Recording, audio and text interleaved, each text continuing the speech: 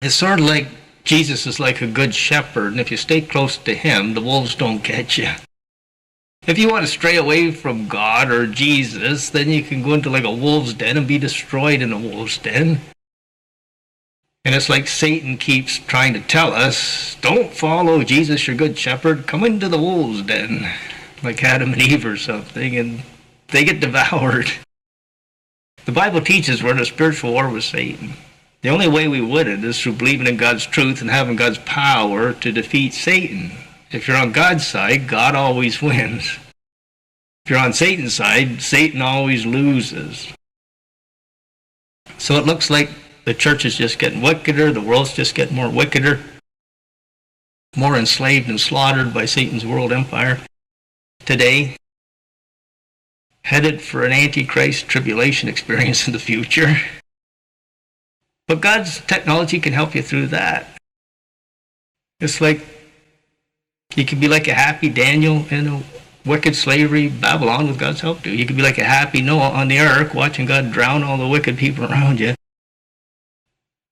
It doesn't have to bother you. God's saying, doesn't bother me, don't let it bother you. Jesus said, don't worry about anything. Your Father can supply what you need when you need it. You don't need the mark of the beast. You need a miraculous God to miraculously feed you and clothe you apart from your wicked government he's using to punish the wicked with. So we need to learn to trust in God, not us. If we haven't learned to do that yet, we better start doing it fast. Because we're going to need his help to deal with these things. The only way to prepare for this stuff is to develop a good relationship with God, because you're going to need his help to deal with this stuff as it gets worse in the future.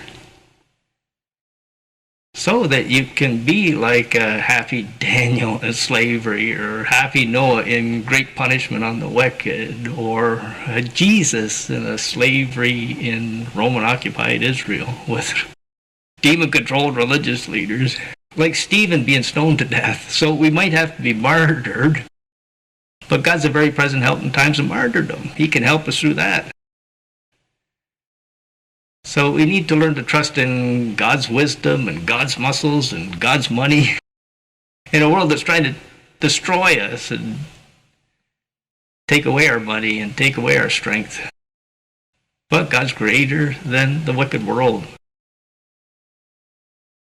And God wins and Satan always loses. So we're being attacked, or they're trying to get us to believe in lies. It could be voice-to-skull technology through chemicals and Wi-Fi. It could be weakening us with bad food, water, air, medical drugs. But God's greater than all that. You got to have that hope that it's a very evil and suffering world. It's like my motto.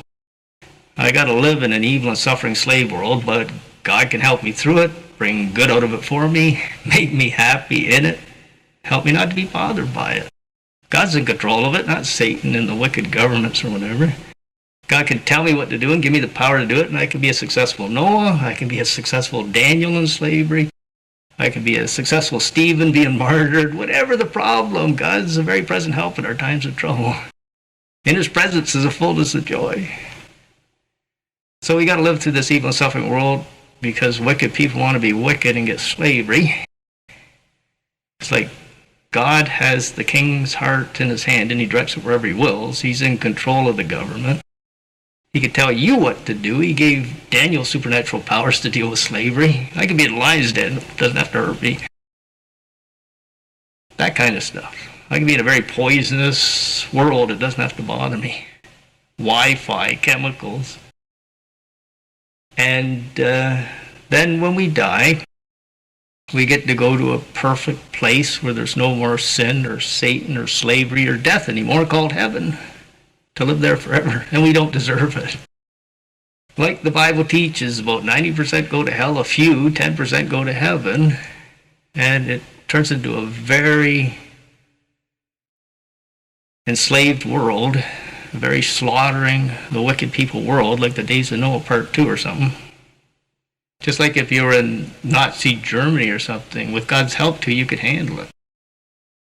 Moses in Egyptian slavery, with God's help too, he can handle it. God can set them free from the slavery. God can destroy their enemy, Satan, or Egyptian army chasing them to the Red Sea or whatever. So that's our hope, that God's our only hope.